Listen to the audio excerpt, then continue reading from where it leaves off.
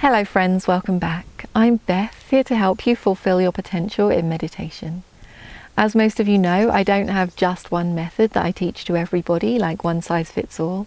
Instead, I much prefer to teach people one-on-one. And the reason is that you're all different. So please use these videos as a guideline, and if there's anything that isn't quite working for you or anything that doesn't quite fit, then be in touch and I'll be more than happy to discuss those things with you one-on-one. Today's video is about overcoming core attachments in our vipassana practice. Now, as our vipassana practice deepens, especially through Bhanganyana, Sankarapekanyana, we might notice some things arise in the mind to pull us out of our vipassana practice and back to the world of concepts. This could arise as a thought in the mind, an image, or just an impulse to get out of that vipassana jnana and back to concept. Now, oftentimes when this is happening in our vipassana practice, it's because we've landed on a core attachment. To make this a little bit clearer, let's take a few examples. One very common example, especially for meditators, is that in the past we've made a bodhisattva vow. So sometime in the past we've made a promise, a commitment, not to attain nibbana ourselves until we've ended suffering for all of the other beings. So, as our vipassana practice starts to deepen, we feel like I shouldn't go any deeper because other beings are still suffering. A core attachment could also show up as a relationship in our life, maybe with a child or a parent, a partner or a teacher. And again, as our vipassana practice deepens, we feel like I shouldn't attain nibbana just yet because I need to attend to that relationship. We might also have a core attachment to our own learning or growth or some other kind of achievement. And so as our vipassana practice deepens, we feel like I shouldn't go deeper because there's more to learn, there's more to do, there's more to achieve. Or we might just have a strong attachment to that sense of being me. I like being me, I don't want to stop being me. A very deep attachment to our identity.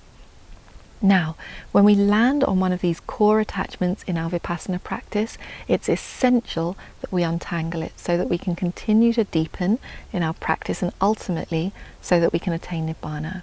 So how do we do this in practice? Well, there are a few different methods that we can use. One of the first things that we want to do is look at any promises or commitments that we've made in the past. So taking that example of somebody who's made the bodhisattva vow, sometime in the past they have made a commitment or a promise. Now that commitment or promise didn't arise out of nowhere, it arose as a mental process. And so we can discern our past mentality until we find that mental process that made that commitment or promise. We can then practice vipassana on that mental process, seeing it as anicca, dukkha, anatta, impermanent, suffering, and non-self. We can also see all of the delusion associated with that commitment or promise.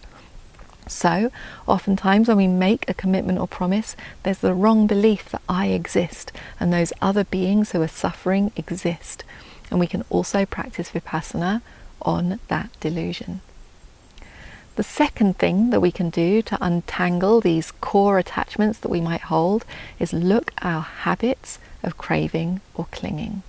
So let's say that we hold a deep core attachment to learning and growth. We very much like to learn new things. Well, that will be arising as a habit of craving and clinging throughout our life, delighting in new knowledge and learning, craving and clinging. And so we can discern our past mentality, our past nama in this life and find all of those instances of craving and clinging, and we can practice vipassana on those mental processes of craving and clinging, again seeing them as anicca, dukkha, anatta, impermanent, suffering and non-self. Now, when we have a core attachment, it might also be to a wholesome quality. So, in the case of somebody who's made a bodhisattva vow, we might have a strong attachment to compassion itself. In the case of someone who's deeply attached to learning, they might have an attachment to wisdom itself. So the third thing that we can do is practice vipassana on those wholesome qualities. For example, we can enter the compassion jhana, the karuna jhana, and we can notice that compassion is nothing more than a mental factor arising and passing away.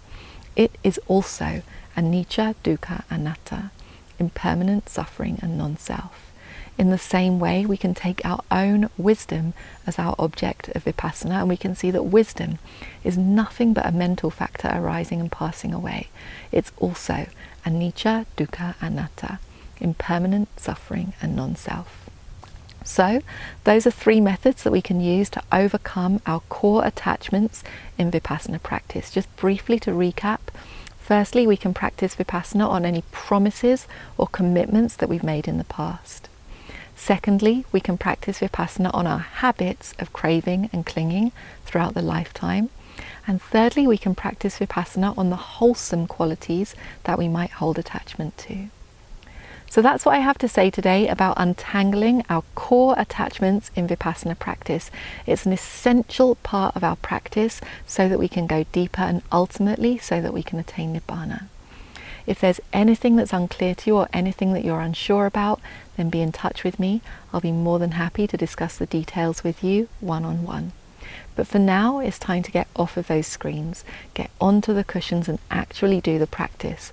We can't overcome our core attachments by watching videos. We need to actually do the meditation, so let's not waste time.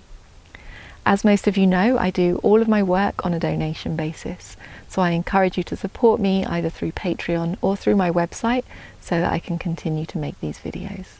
Thank you so much for your support. Wishing you the best with your meditation.